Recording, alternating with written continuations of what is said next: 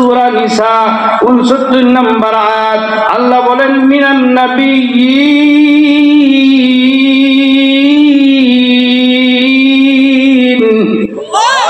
ওয়াস সিদ্দীকিন।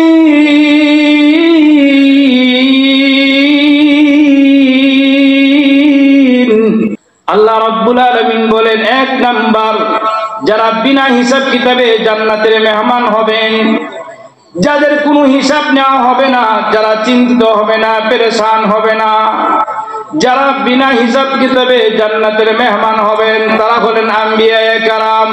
সমস্ত নবী রাসূলগণ বিনা হিসাব কিতাবে জান্নাতের মেহমান হবেন। আল্লাহু আকবার। যারা দুইটা নির্দেশ মানবে তাদেরকে নবী রাসূলদের সাথে জান্নাত দান করবেন। আল্লাহু আকবার। আচ্ছা বলেন তো, দুইটা নির্দেশ মানার দরকার আছে না নাই? যদি মানতে পারি তাহলে নবীদের সাথে জান্নাতে যাইতে পারবো। কাদের সাথে? নবীদের সাথে। সুবহানাল্লাহ। তেলাওয়াতকৃত আয়াতের মধ্যে আল্লাহ রাব্বুল আলামিন যে মেসেজ দিয়েছেন, সেই মেসেজটা বুঝতে হলে আমাদেরকে এই আয়াতে কারিমার শানে নজুলটা আগে জানতে হবে। শানে নজুল কোন প্রেক্ষাপটে এই আয়াতে কারিমা নাযিল হয়েছে, এই বিষয়টা যদি আমরা জানতে পারি তাহলে এই আয়াতের মধ্যে আমাদেরকে কি মেসেজ দিয়েছেন, কোন বিষয়ে আল্লাহ তাআলা আমাদেরকে আলোচনা করেছেন, সেই বিষয়টা বোঝা আমাদের জন্য অত্যন্ত সহজ হবে। মুহতারাম হাজরিন, সরকার দু আলম নবী সাল্লাল্লাহু আলাইহি ওয়াসাল্লাম সাহাবায়ে কেরামদেরকে নিয়ে বসা আছেন। এই মুহূর্তে একজন সাহাবী, নবীজির প্রিয় সাহাবী, জলিলুল কদর সাহাবী হযরতে সাওবান রাদিয়াল্লাহু তাআলা আনহু। নাম কি? হযরতে সাওবান। হযরতে সাওবান রাদিয়াল্লাহু তাআলা আনহু এসে নবীর দরবারে হাজির হয়েছেন। নবী দেখলেন তার চেহারা ফ্যাকাশে অবস্থা, চিন্তিত, পেরেশান। জিজ্ঞেস করলেন, সাওবান এত চিন্তিত কেন, এত পেরেশান কেন? হযরতে সাওবান রাদিয়াল্লাহু তাআলা চোখের পানি ছেড়ে দিয়ে কান্না করে বলতেছেন, ইয়া রাসূলুল্লাহ, ইয়া হাবিবাল্লাহ, ওগো আল্লাহর রাসূল, আমি সাওবান আপনাকে আমার জীবনের চাইতে বেশি ভালোবাসি। ওগো আল্লাহর হাবিব, আমি সারাদিন ক্ষুধার তাড়নায়, ক্ষুধার যন্ত্রণায় যদি কষ্ট করি, কাফের বেঈমান মুশরিকের অত্যাচারে অতিষ্ঠ হয়ে নির্যাতনের শিকার হওয়ার পরে যখন আমি সারাদিন না খেয়ে দেখে আপনার দরবারে হাজির হয়ে যায়, আপনার নুরানি চেহারা মুবারক দেখার সাথে সাথে সারাদিনের কষ্ট, ক্লেশ, ক্ষুধার যন্ত্রণা মুহূর্তের মধ্যে ভুলে যায়। আল্লাহু আকবার। কি পরিমাণ মহব্বত করছেন, কি পরিমাণ ভালোবাসছেন। নবীজির দরবারে হাজির হওয়ার পরে বলতেছেন, ইয়া রাসূলুল্লাহ, সারাদিন ক্ষুধার যন্ত্রণা মুহূর্তের মধ্যে ভুলে যায় আপনার দরবারে আসার পরে, আপনার চেহারা দেখার পরে সমস্ত কষ্ট ভুলে যায়। ইয়া রাসূলুল্লাহ, আমার দিলের আশা হচ্ছে, আমার দিলের প্রশ্ন হচ্ছে, আপনি যখন দুনিয়া ছেড়ে চলে যাবেন পরজগতে, আপনি তো নবী, আপনি নবী হওয়ার কারণে আপনার মর্যাদা অনেক উপরে থাকবে। আপনি চলে যাওয়ার পরে আপনাকে না দেখে কেমনে থাকবো? এমনকি জান্নাতে যখন আপনি চলে যাবেন নবী হওয়ার কারণে উপরের স্তরে, উপরের মর্যাদায়, তখন আপনাকে না দেখে কেমনে থাকবো? দুনিয়াতেই তো এক নজর না দেখে থাকতে পারি না, তাহলে পরপারে, পরজগতে আপনাকে না দেখে কেমনে থাকবো? চিন্তা করেন কি প্রশ্ন। দুনিয়াতেই থাকতে পারি না, তাহলে পরকালে কিভাবে আপনাকে না দেখে থাকবো? নবী তো নিজের পক্ষ থেকে কোনো কিছু বলে না, না বলে না, নিজের পক্ষ থেকে কোনো কিছু বলে না। এই প্রশ্নের জবাবে আল্লাহ রাব্বুল আলামিন এই সূরা নিসার 69 নম্বর আয়াতে কারিমা নাযিল করলেন। সুবহানাল্লাহ। আল্লাহ রাব্বুল আলামিন জানায় দিলেন, ও আমার হাবিব, চিন্তার কোনো কারণ নাই, টেনশনের কোনো কারণ নাই।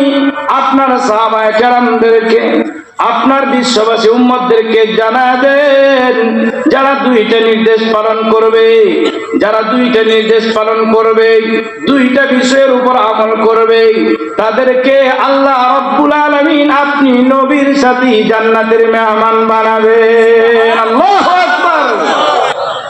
তাহলে তো আর চিন্তার কোনো কারণ নাই। হযরত আনাস রাদিয়াল্লাহু তাআলা আনহু নবীজি যখন ঘোষণা করলেন, আল মারউ মা মান আহাব্বা, যে যাকে ভালোবাসে, যে যাকে মহব্বত করে, তার সাথেই তার হাসর নাসর হবে। সুবহানাল্লাহ। কি মনে করেন, যে যাকে ভালোবাসে তার সাথেই তার হাসর নাসর হবে? কত বড় কথা। হযরত আনাস রাদিয়াল্লাহু তাআলা আনহু বলেন, আমার জীবনে এত খুশি হই নাই যতটুকু খুশি এই হাদিস বর্ণনা করার পরে হয়েছি। কারণ কি, আমার জীবনের চাইতে, আমার পরিবারের চাইতে, আমার আত্মীয় স্বজনের চাইতে, এমনকি দুনিয়ার সমস্ত মানুষের চাইতে আমি বিশ্ব নবীকে সবচেয়ে বেশি ভালোবাসি। সুবহানাল্লাহ। তাহলে আমার হাসর নাসর কার সাথে হবে? কথা বুঝেন নাই মনে হয়। কার সাথে হবে? বিশ্ব নবীর কথা অনুযায়ী, হাদিসে মুবারাকা অনুযায়ী নবী বলছেন, যে যাকে ভালোবাসবে তার সাথে যদি তার হাসর নাসর হয়, আমি আনাস, আমার 100% বিশ্বাস, আমার দিলের আশা ভরসা যে আমার হাসর নাসর আমার নবীর সাথেই হবে। সুবহানাল্লাহ। আচ্ছা বলেন তো, আমাদের আশা ভরসা কার সাথে হাসন নাসর হোক? কথা কয় না, মনে হয় বেজাল আছে দিলের মধ্যে, সন্দেহ আছে। এই আমল দিয়া নবীর সাথে জান্নাতে যাওয়া যাবে? আমাদের আমলের ত্রুটি আছে, যার জন্যই তো আওয়াজ বের হয় না, নাকি কখন? ঈমানের দুর্বলতা আছে। এই জন্য নবীজি বলেন, আল মারউ মা মান আহাব্বা, যে যাকে ভালোবাসে তার সাথেই তার হাসর নাসর হবে। আপনি যদি নবীদেরকে ভালোবাসেন, নবীদেরকে মহব্বত করেন, তাহলে আপনার হাসর নাসর নবীদের সাথে হবে। আপনি যদি সিদ্দিকগণ, যারা সিদ্দিক সত্যবাদী, আবু বকর সিদ্দিক রাদিয়াল্লাহু তাআলা আনহু, উনাকে ভালোবাসেন, তাহলে উনার সাথে আপনার হাসর নাসর হবে। আপনি যদি শুহাদায়ে কেরাম, যারা শহীদ হয়েছেন উহুদের ময়দানে, বদরের প্রান্তে, আল্লাহু আকবার, বিভিন্ন যুদ্ধক্ষেত্রে গিয়ে যারা শাহাদাত বরণ করেছেন, তাদেরকে যদি ভালোবাসেন, মহব্বত করেন, তাদেরকে অনুকরণ করেন, তাদের জীবন আদর্শকে ফলো করেন, তাহলে তাদের সাথে আপনার হাসর নাসর হবে। আপনি যদি নবী পান নাই, সাহাবায়ে কেরামদেরকে পান নাই, শুহাদায়ে কেরামদেরকে পান নাই, এখন বর্তমানে নবীর ওয়ারিস উলামায়ে কেরাম আছে না নাই? আছে না নাই? নবী বলেন, ইন্নামাল উলামা ওয়ারাসাতুল আম্বিয়া ওয়া ইন্নাল আম্বিয়া লাম ইওয়ারিসু দিনারান ওয়ালা দিরহামা। নবীজি বলেন, আমি দিনার আর দিরহাম রেখে যাই নাই, আমি রেখে গেলাম আমার সারা বিশুদ্ধ হক্কানি রব্বানি আলে হক উলামায়ে কেরাম। তাদেরকে যারা ভালোবাসবে, তাদেরকে যারা মহব্বত করবে, তাদেরকে যারা ফলো করবে, তাদের জীবন আদর্শকে যারা গ্রহণ করবে, তারা যেন আমি বিশ্ব নবীকেই ভালোবাসলো। এজন্য আমরা মহব্বত করব কাদেরকে?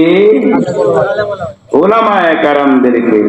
মুহতারাম হাজিরিন, এখন তো বর্তমান সমাজে আমরা পড়ছি, সাধারণ মানুষ পড়ছে বিপদের মধ্যে। ইউটিউবটা খুললেই দেখা যায় এই মোল্লা এই কথা বলে, সেই মোল্লা আরেক কথা বলে। কথা কোন ঠিক না বেশি? কোন কথা মানবো, কার কথা শুনবো? ভাই, ডাক্তারের তো অভাব নেই দুনিয়ার জমিনের মধ্যে, না অভাব আছে? রাস্তার মধ্যে ক্যানভাসের দেখা যায়, একটা মলম ব্যবহার করলে সব রোগ ভালো হয়ে যাইব। তো ডাক্তারের দরকার নাই, আছে নাকি? তারা এক বড়ি খাইলে, এক ট্যাবলেট খেলে সব ভালো হয়ে যাবো। আচ্ছা বলেন তো, এত ডাক্তার থাকার পরেও আপনারা যখন অসুস্থ হন, আপনার পরিবার পরিজন সন্তানাদি যখন অসুস্থ হয়, ডাক্তার নির্বাচন করার ক্ষেত্রে চিন্তা ভাবনার গবেষণা করার দরকার পড়ে কি পড়ে না? আপনারা একজন আরেকজনের কাছে জিজ্ঞাসা করেন কি করেন না, যে এই রোগ হয়েছে, এই রোগটা ভালো হবে কাকে দেখাইলে ভালো হবে, কোন ডাক্তারকে দেখালে ভালো হবে? আপনারা যাচাই বাছাই করেন কি করেন না? করেন।